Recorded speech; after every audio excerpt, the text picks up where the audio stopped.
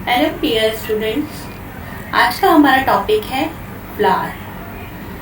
Flower basically किसी भी plant का रिप्रोडक्टिव पार्ट है।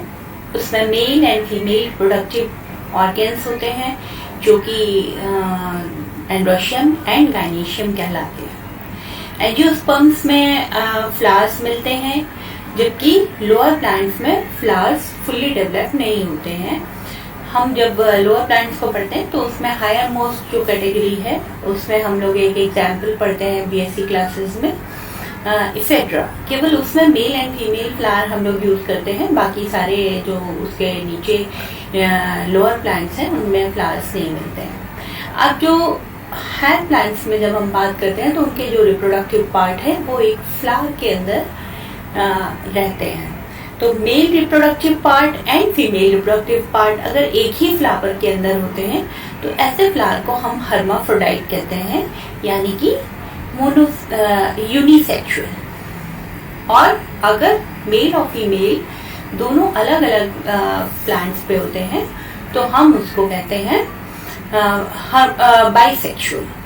तो मोनोसेक्सुअल और बाइसेक्सुअल, जो मोनोसेक्सुअल है उनको हम लोग हर्माफ्रोडाइट भी कहते हैं। तो अब आगे देखें कि फ्लावर के अंदर कुछ पार्ट्स हैं जो हर फ्लावर के अंदर कॉमन है। तो वो होते हैं calyx, Corolla, androecium and gynoecium. जो किसी भी फ्लावर को जब हम देखते हैं तो उसका आउटर मोस्ट जो रिंग होता है वो कैलिक्स यानी सेपल्स से बनता है। यहाँ पर मैं आपको बता देना चाहती हूँ कि फ्लावर के जितने भी पार्ट्स होते हैं वो सर्कुलर फॉर्म में अरेंज रहते हैं। सबसे आउटर मोस्ट रिंग कैलिक्स की, और उसके अंदर कोरोला, फिर उसके अंदर की जो रिंग होती है वो उसके मेल रिप्रोडक्टिव पार्ट की यानी एंड्रोशियम की होती है, और सबसे अंदर सेंट्रली लोकेटेड उसका गाइनीशियम होता है। अगर किसी फ्लावर में मोनोसेक्सुअल फ्लावर है तो उसमें दोनों प्रेजेंट होंगे, और अगर बाइसेक्सुअल फ्लावर है तो उसमें या तो मेल पार्ट प्रेजेंट होगा या तो फीमेल पार्ट प्रेजेंट होगा। अगर मेल पार्ट प्रेजेंट है यानी कि एंड्रोशियम प्रेजेंट होगा और गाइनीशियम जीरो कहलाएगा, और अगर जो है गाइनीशियम प्रेजेंट है और एंड्रोशियम एब्सेंट है तो एंड्रोशियम जीरो कहलाएगा और गाइनीशियम बताया जाएगा कि किस टाइप का है। तो इस तरीके से यूनिसेक्सुअल और बाइसेक्सुअल दो तरीके के हमारे पास फ्लावर्स होते हैं। ठीक, most of the flowers are bisexual in nature, पर बहुत सारे फ्लावर्स ऐसे भी हैं जो मोनोसेक्सुअल हैं।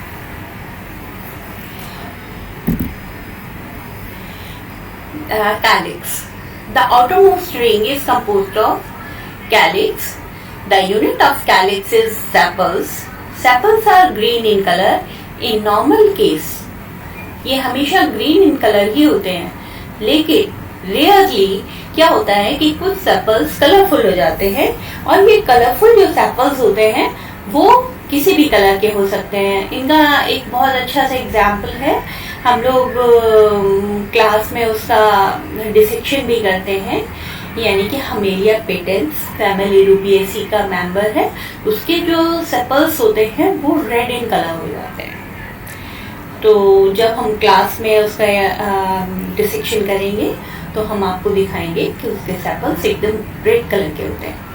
If sepals are found together और फ्यूज्ड, तो condition is known as gamosepalous. But if the sepals are free, then the condition is known as polysepalous condition. Next, in case of corolla, अब corolla क्या है? जो पंखुड़ियां किसी भी flower की खूबसूरती बढ़ाती हैं वो उसके corolla कहलाते हैं, यानी पेटल्स कहलाते हैं। पेटल उसका दूसरा रिंग होता है। सबसे बाहर वाला क्या? सेपल्स, उसके अंदर पेटल्स। तो अब petals are normally colourful, but rarely अगर जो है कभी पेटल्स ग्रीन कलर के हो सकते हैं। जैसे कभी कभी सेपल कलरफुल हो जाते हैं, उसी तरह पेटल्स कभी कभी ग्रीन हो जाते हैं। ऐसी कंडीशन में जब पेटल्स ग्रीन हो जाते हैं तो उस कंडीशन को हम कहते हैं सेपेलॉइड पेटल्स, माने वो है तो पेटल्स ही बट हो गए हैं सेपल की तरह ग्रीन. तो this condition is known as sepaloid petals. If petals are fused then the condition is known as gamopetalous, and if petals are free then the condition is known as polypetalous. तो it means कि gamo means fused and poly means separate. इसी तरह gamopetalous and gamosepalous और polypetalous and polysepalous दोनों conditions को आप समझ सकते हैं. Gamo means fused and poly means free. ये देखिए पेटल्स और सेपल्स का जो अरेंजमेंट होता है किसी भी फ्लावर में, तो उसको हम उसका एस्टेवेशन कहते हैं. ये एस्टेवेशन यहाँ पर मैंने 5 आपको डायग्राम्स दिए हैं. वॉल्वेट, जिसमें जो पेटल या सेपल है वो एक रिंग में अरेंज हो और वो दोनों एक दूसरे को ओवरलैप नहीं कर रहे, एक सिंपल रिंग में अरेंज है और दोनों के बीच में गैप है, तो वो पॉली को डिनोट करता है. और अगर गैमो होते हैं तो वो फ्यूज होते हैं. फिर उसके बाद दूसरा आप देखिए ट्विस्टेड बी. इसमें हर पेटल या सेपल का एक सिरा ऊपर और एक सिरा अंदर की ओर दबा हुआ रहता है. पूरा जो रिंग है उसमें यही फॉलो होगा कि एक साइड एक सिरा उसका ऊपर, दूसरा सिरा नीचे. तो इस तरीके के एस्टेवेशन को ट्विस्टेड या कॉन्ट्रॉर्टेड कहते हैं. तीसरा आप देख रहे हैं इम्ब्रिकेट. इसमें दो जो पेटल्स या सेपल्स हैं वो ब्रैकेट फॉर्मेशन टाइप का फॉर्मेशन बनाते हैं और बाकी उसके साथ इस तरीके से अरेंज रहते हैं जिस तरह आप इसमें सी डायग्राम में देख रहे हैं. डी वाले डायग्राम में जो आपको दिखाई दे रहा है ये है क्विंक्वेशियल टाइप का एस्टेवेशन. एंड जो लास्ट वन है ई, ये है वैक्सिलरी, जो कि मटर और सेम में देखने को मिलता है. Next androecium. सेपल्स और पेटल्स के बाद अगली जो रिंग होती है वो होती है androecium. Androecium is basically the male part of a flower. It is composed of stamens. Stamens के 2 पार्ट होते हैं, एंथर एंड फिलामेंट. एंथर ऊपर वाला हिस्सा होता है और फिलामेंट एक लंबी सी धागे जैसी स्ट्रक्चर जो उसे उसके साथ कनेक्टेड रहती है. तो एंथर एंड फिलामेंट. एंथर में बी ऑफ 2 टाइप्स. अगर वो सिंगल चैम्बर्ड है तो उसको मोनोथीकस कहते हैं. अगर डबल चैम्बर्ड है तो उसको हम डायथीकस कहते हैं. There is a connective which connects anthers to filament. Anthers को फिलामेंट से जोड़ने वाला एक जो टिश्यू होता है उसको कहते हैं कनेक्टिव. यहाँ पर आप देख रहे हैं different type of anthers on basis of their attachment with filament. तो यहाँ अगर सारे के सारे स्टैमेंस माने न्यूमरस स्टैमेंस एक बंडल में फ्यूज्ड है, उनका बेस फ्यूज्ड है, फिलामेंट फ्यूज्ड है, तो वो मिलकर एक स्टैमिनल ट्यूब बना लेते हैं. ये बहुत ही सिंपल और बहुत ही बेसिक टाइप का फ्लावर आपको मतलब प्लांट के बॉटनी के नजरिए से ये सबसे प्रिमिटिव काइंड ऑफ फ्लावर है जिसका आपको सबसे पहले डिसेक्शन कराया जाता है. तो वो है आपका हिबिस्कस रोजा साइनेंसिस यानी चाइना रोज यानी गुड़हल. तो उसमें आप देखते हैं कि सारे जितने भी स्टैमेंस होते हैं वो सारे फ्यूज होकर एक ट्यूब बना लेते हैं जिसको कि हम स्टैमिनल ट्यूब कहते हैं. उस स्टैमिनल ट्यूब के ऊपर कई सारे स्टैमेंस के ऊपरी सिरे अलग अलग लगे हुए दिखाई देते हैं. यानी कि जितने भी स्टैमेंस प्रेजेंट थे वो सारों का एक फ्यूज होके एक बंडल बन गया. जब एक बंडल फ्यूज होके बना तो उसको कहा गया मोनो एडल्फस कंडीशन यानी सिंगल. Mono mean single. आप अगर कोई भी स्टैमेंस सपोज मटर के अंदर 10 स्टैमेंस हैं तो वो 2 बंडल्स में डिवाइडेड है. एक तरफ 9 होते हैं और एक तरफ 1 होता है यानी 2 पैकेट्स हैं स्टैमेंस के. तो 2 का मतलब होता है डाई. तो डाई एडल्फस कंडीशन है ना. और जो तीसरा मैंने दिखाया है पॉली एडल्फस कंडीशन. इसमें क्या होता है कि 5 जगह या कई जगह पर अगर वो पैकेट्स के फॉर्म में हो स्टेमेंस, तो हम उनको पॉलीहेडल्पस कंडीशन कहते हैं। ये कंडीशन हमें कुकुरबिटा जब हम लोग प्रैक्टिकल में लेंगे तो उसके साथ देखने को मिलेगी। ये जो कंडीशंस हैं, इनमें क्या हो रहा है कि एंथर्स फ्यूज्ड हो रहे हैं। तो एंथर फ्यूज्ड अगर हैं तो एंथर्स के फ्यूज होने से ये 3 तरीके के फॉर्मेशन आपको प्लांट्स में देखने को मिलते हैं, मोनोहेडल्पस, डायहेडल्पस और पॉलीहेडल्पस कंडीशंस। नेक्स्ट, अब जो स्टेमेंस हैं, स्टेमेंस के 2 पार्ट मैंने आपको बताए। पहला कैसा कि मोनोथीकस और दूसरा डायथीकस। मोनोथीकस में जो ऊपर वाला एंथर है वो एक सिंगल चैम्बर्ड होता है। मोनो मीन सिंगल, अभी अभी मैंने आपको बताया। मोनोथीकस का सिंगल चैम्बर्ड उसका एंथर और वो फिलामेंट से कनेक्टेड रहता है, तो उसको हम मोनोथीकस कहते हैं। अगर डबल चैम्बर्ड उसका एंथर है तो हम उसको डायथीकस कहते हैं। अब आगे बढ़ते हैं, तो अगर हम एंथर का फिलामेंट से कैसा अटैचमेंट है उसके अकॉर्डिंग भी हम क्लासिफाई कर सकते हैं डिफरेंट टाइप ऑफ स्टेमेंस को। यहाँ पर देखिए, पहला जो है वो देखिए सेकेंड रो में बेसी फिक्स्ड, यानी कि जो एंथर का बेस है उसके ऊपर एक पॉइंट पर फिलामेंट आकर उससे जुड़ा होता है, तो उसको बेसी फिक्स्ड कहते हैं। वर्सेटाइल, वर्सेटाइल में क्या होता है, जो एंथर है उसके सेंटर से उसके एडेक्सियल या एबेक्सियल सरफेस के एक पॉइंट पर जाकर एक फिलामेंट जुड़ा रहता है। इस कंडीशन में वो इस तरह हर तरफ को मूवमेंट कर सकता है, तो ऐसी वाली कंडीशन को कहते हैं वर्सेटाइल। ओके, एडेनेट में उसके एबेक्सियल और एडेक्सियल सरफेस के ऊपर जहां पर भी फिलामेंट जुड़ा रहता है वो काफी लेंथ तक जुड़ा रहता है, जिससे कि उसका ज्यादा मूवमेंट नहीं होता। तो एबेक्सियल और एडेक्सियल सरफेस पे जॉइंट होने की वजह से उसको हम इंट्रोज या एक्सट्रोज तो कह सकते हैं। इंट्रोज माने अंदर की ओर को हो एंथर और बाहर की ओर फिलामेंट लगा हो, तो उसको इंट्रोज कंडीशन कहेंगे। और अगर अंदर की साइड फिलामेंट है और एंथर का सरफेस बाहर की ओर है जहां से वो स्प्लिट होगा, तो उसको हम एक्सट्रोज कहते हैं। अगर उसके डॉर्सल सरफेस पर एक पॉइंट पर जुड़ा होता है उसका फिलामेंट, तो हम उसको डॉर्सिफिक्स्ड कहते हैं। तो ये 4 टाइप्स हैं। एंड्रोशियम स्टैमेंस का आपस में जिस तरीके का अटैचमेंट होता है या कुछ स्पेशल केसेस हम कह सकते हैं इनको। तो देखिए, सबसे पहले सिनेंड्रस कंडीशन मैंने यहाँ पर दी है। सिनेंड्रस कंडीशंस में उसका एंथर और फिलामेंट पूरा फ्यूज्ड होता है, तो ऐसी कंडीशन चाइना रोज में देखने को मिल जाती है। दूसरी कंडीशन है गाइनेंड्रस कंडीशन।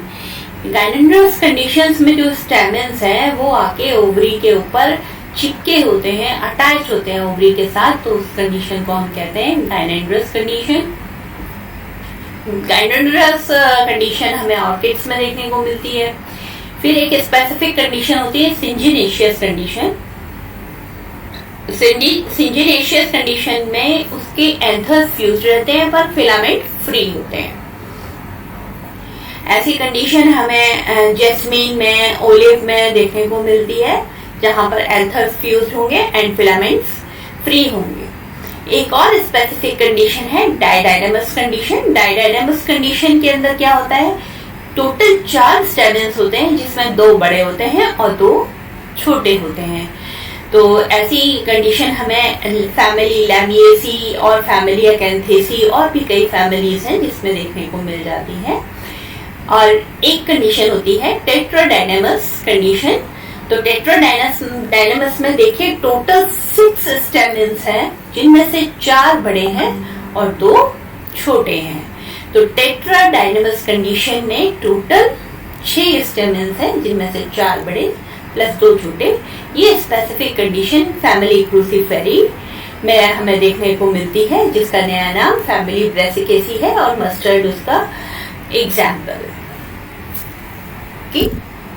Now gynoecium. गायनीशियम में मैंने अभी बताया था आपको कि इसके 3 पार्ट्स होते हैं। इसको हम पिस्टिल भी बोलते हैं।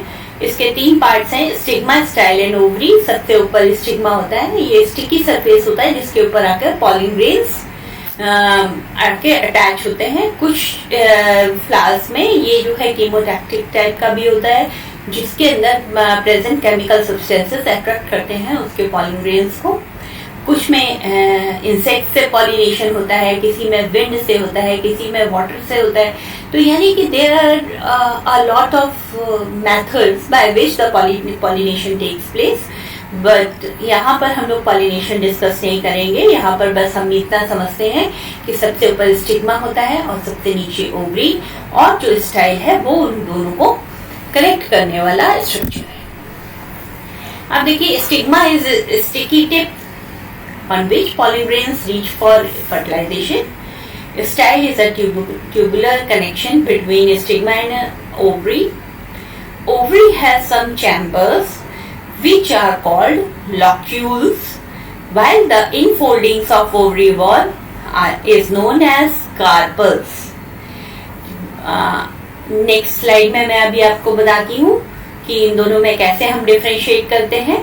Mostly the number of locules is equal to number of carpels is equal to number of stigma, पर कभी कभी इससे डिफरेंट भी होता है। अभी मैं आपको उसका भी एग्जांपल बताऊंगी। ये देखिए नेक्स्ट स्लाइड में, यहाँ पर मैंने आपको ये बताने की कोशिश की है कि जो ओवरी है उसके नीचे से, ओवरी मीन्स गायनीशियम, गायनीशियम का जो अपैरेटस है उसके नीचे से अगर सारे फ्लोरल पार्ट्स निकल रहे हैं तो उसको कंडीशन को हम कहते हैं हाइपोगाइनस। हाइपो मीन्स नीचे, गाइनस मीन्स गायनीशियम के नीचे से सारे फ्लोरल पार्ट्स निकलते हैं तो हम उसको कहते हैं हाइपोगाइनस कंडीशन। और इस कंडीशन में जब सारे पार्ट्स नीचे से निकल रहे हैं तो ओवरी कहाँ होगी? उन पार्ट्स के ऊपर होगी। तो इस तरीके की कंडीशन में ओवरी को सुपीरियर कहा जाता है और फ्लावर को कहा जाता है फ्लावर इज हाइपोगाइनस। इसी तरीके से अगर ओवरी की पेरीफेरी से, यानी पेरीफेरी आप समझते ना, परिधि, तो ओवरी की पेरीफेरी से अगर जो है सारे फ्लोरल पार्ट्स लगे होते हैं, कौन कौन से फ्लोरल पार्ट्स लगे होंगे? सेपल्स, पेटल्स एंड उसके एंड्रॉयशियम।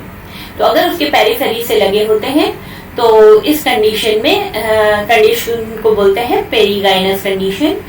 और कभी कभी इस कंडीशन में हम ओवरी को सुपीरियर रिकॉग्नाइज करते हैं, वो उसकी स्पेशल पोजीशन को देखते हुए करते हैं, और कभी उसको जो है इंफीरियर भी कहा जा सकता है जब उसकी कंडीशन देखने के बाद।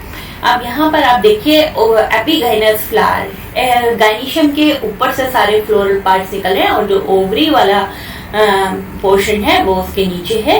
तो ऐसी कंडीशन में हम कहते हैं कि एपी माने ऊपर, गाइनस मीन्स गायनीशियम के ऊपर से सारे फ्लोरल पार्ट्स निकल रहे हैं, उस कंडीशन को कहा गया epigynous condition. And in such a case ovary is inferior, माने ओवरी नीचे है और सारे फ्लोरल पार्ट्स ऊपर है। तो हमें ये ध्यान रखना पड़ेगा, हमें ये समझ लेना चाहिए कि मैनी ऑफ द टाइम्स क्या होता है कि अगर हमें किसी चीज का मीनिंग समझ में नहीं आ रहा होता है, then you should break the word. उस वर्ड को तोड़िए और उसके मीनिंग को समझने की कोशिश कीजिए। मीन्स जैसे कि यहाँ पर एग्जाम्पल में मैं आपको बता रही हूँ, हाइपो वर्ड आता है नीचे के लिए, गाइनस गायनीशियम के, हाइपोगाइनस माने गायनीशियम के नीचे से सारे फ्लोरल पार्ट्स निकल रहे हैं, पेरीगाइनस यानी उसकी परिधि से, पेरीफेरी से सारे फ्लोरल पार्ट्स निकल रहे हैं। पेरीफेरी किसकी? गायनीशियम की। नेक्स्ट एपिगाइनस, एपी माने ऊपर, गाइनस मीन्स गायनीशियम के ऊपर से सारे फ्लोरल पार्ट्स निकलेंगे तो ओवरी कहाँ रह जाएगी? नीचे। तो in such a case ovary is inferior and the flower is epigynous. Gynoecium types on the basis of carpels. अब कार्पल क्या है? कार्पल उसका जो जितने मैंने अभी बताया था ना आपको कि infolding of ovary wall is known as carpel. अभी मैं हमारी नेक्स्ट एक स्लाइड छोड़कर एक और स्लाइड है, तो उसमें मैं कंडीशन क्लियर करूंगी आपको, what is a carpel and what is locule.